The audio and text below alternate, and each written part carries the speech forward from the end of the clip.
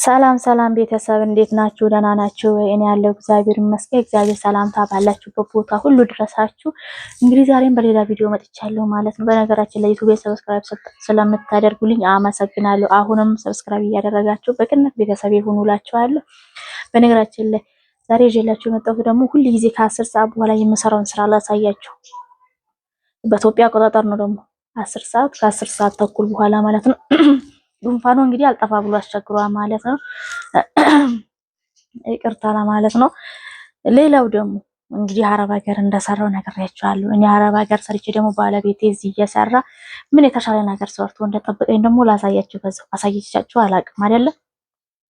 እስቲ ዛሬ ላሳያችሁ። በነገራችን በዛው ማለት ነው እንግዲህ እግዚአብሔር ይመስገን ከአንዳንድ ከሚበሉ ወንዶች እግዚአብሔር ይመስገን እሱ የተሻለ ነገር ሰርቶ ጠብቆኛል። አሁን ከአረብ ሀገር ከገባው 7 ወር እያስቆጠርኩ ነው።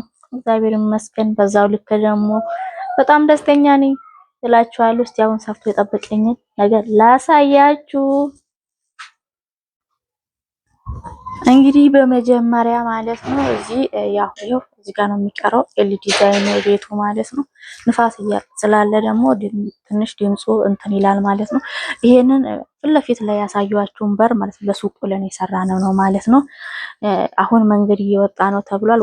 መንገዱ ወጥቶ ካለፈ በኋላ እዚህ ጋር ለሱቅ ብለን የሰራን ሰጋ ይታያል። በነገራችን ላይ የሱቅ ዲዛይን ማለት ነው ማለት በመስኮቱ በኩል የተሰራ ማለት ነው። ይሄ ሱቅ ብለን የሰራነው ነው። ይሄን ደግሞ እኔ ሳልመጣ በፊት ሲኖሩበት የነበረው ይሄ ሮቶዎች የተቀመጡበት ቦታ ማለት ነው። አሁን ግን እግዚአብሔር ይመስገን ምን ያደረኩት እኔ ከመጣው በኋላ እግዚአብሔር ይመስገን ውስጥ ለውስጥ አለው እዛ ጋር በዚህኛው በር ተገፍቶ ዞሮ በሌላ መንገድ ነው የሚወጣው ማለት ነው። እሱን ደግሞ ጸሎት ቤት አደረኩት። እግዚአብሔር ይመስገን እንግዲህ እግዚአብሔር ጉልበት ሰጥቶ ለሱም ጉልበት ጤና ሰጥቶ እንደዚህ ሰርቶ መጠበቁ ራሱ ትልቅ ነገር ነው እላችኋለሁ። ይሄ ትልቁ ሳሎን ነው ማለት ነው። ግቢያችን ሰፊ አይደለም፣ ለዛ ነው ሙሉ ማሳየ ማለት ነው። ይሄ ትልቁ ሳሎን ነው። ከዛን ደግሞ በነገራችን ላይ አሁን ጸሎት ቤት ባልኳችሁ ቤት ማለት ነው በዚያ ገብታችሁ ማለት ነው ውስጥ ለውስጥ በዚያ መውጣት ይቻላል ማለት ነው። ይሄ በዚህ እዛ ውስጥ እንግዲህ የልጅ ክላስ አለ፣ ሳሎን አለ፣ ክችን አለ ማለት ነው።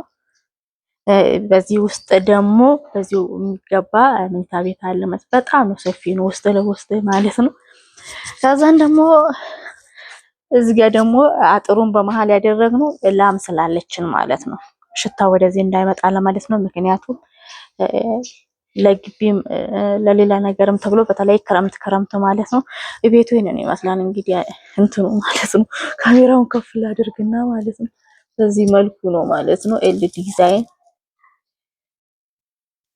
ግቢው እንትን ረዘም ስላለ ሰፊነት የለውም ግቢው ማለት ነው።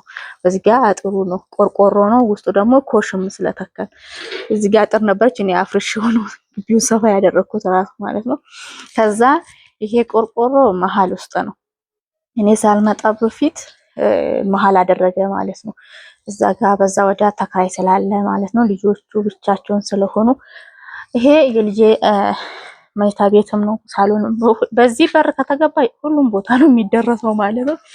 ከዛ ደግሞ ወደዚህ ያስገባል ማለት ነው።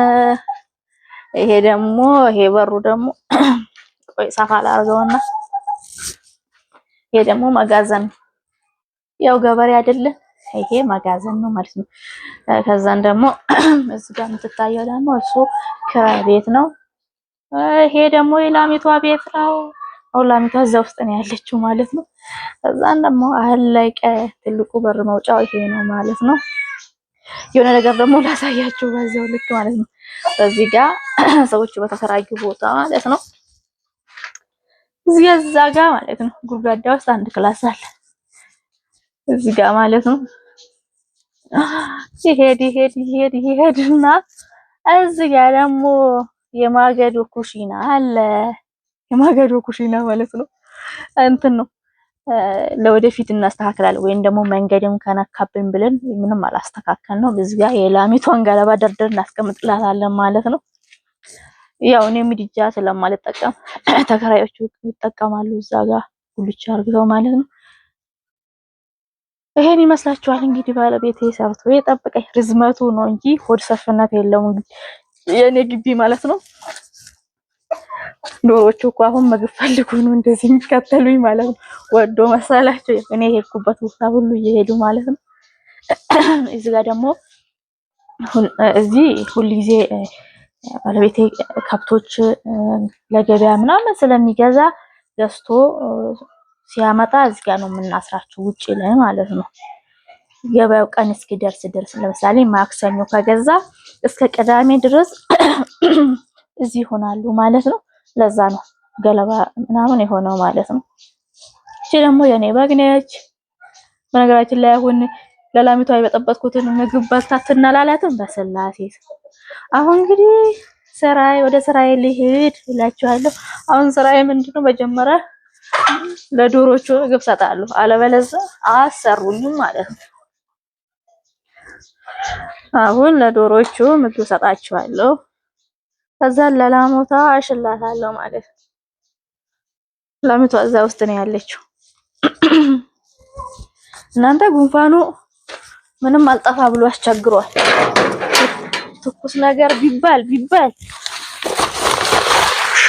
እሺ እኔን ተከትሎ እየገቡ እኮ እሺ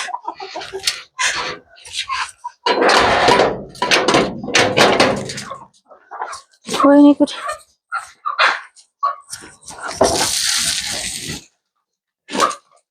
አዛዘነችኝማ ቤቴ። አሁን ድሮ ያው ዘላ ነበረ ከዶሮቹ ጋራ የምትቀመው። ዛሬ እውነት ይሄ ደግሞ ለበግቷ የሚቀነስ ነው ማለት ነው። አሁን የላሚቷን ጎማ አወጣ። ወይኔ ጉዴ! እዚህ ስር ነች።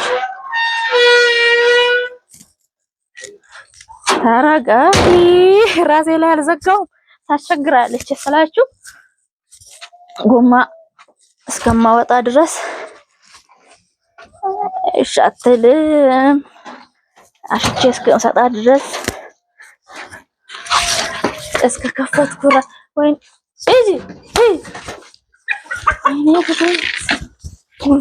ጉልባት አይደለም በስላሴ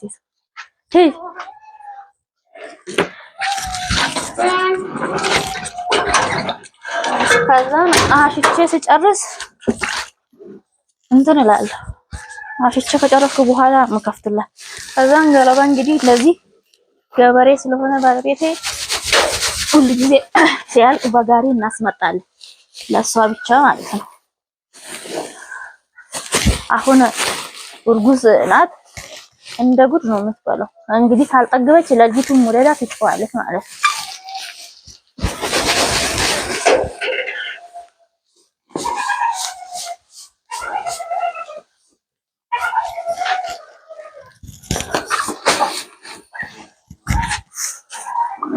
እቺ በግ ራሱ እኔ ከመጣሁ በኋላ ነው የወለደችው። እንግዲህ ከመዳም ኩሽና የራስ ነገር አይሻልም። ይሄ ደግሞ ማቅሰው የለም እኮ ይሄንን ፊኖ ነው የሚባል። ፊኖ ስላችሁ የገብስ ፊኖ ሳይሆን ትክክለኛ ፊኖ፣ ነጩ ፊኖ ሳይሆን ምንድነው የገብስ ይሄ የገብስ ገለባ ማለት ነው።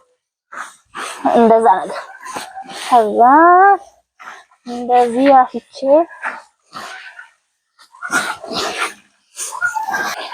በቀን 3 ነው ማሽላት ማለት ነው። ጠዋት ሽንቷን ሸናችት ፈጣሪ ያለ ጠጋትን ወደዛ እዚህ ውስጥ ቀንስላታለሁ ማለት ነው ትንሽ። ከዛን ካልጨረሰችው አንድ ከብት ስላለች መታ ትጨርሳለች።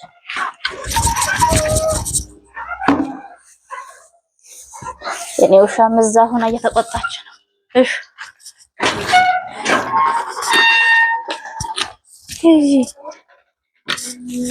አሁን ይሄንን ጎትትና ወደዛ ወስድላታለሁ። ከዛን ትበላለች። አሁን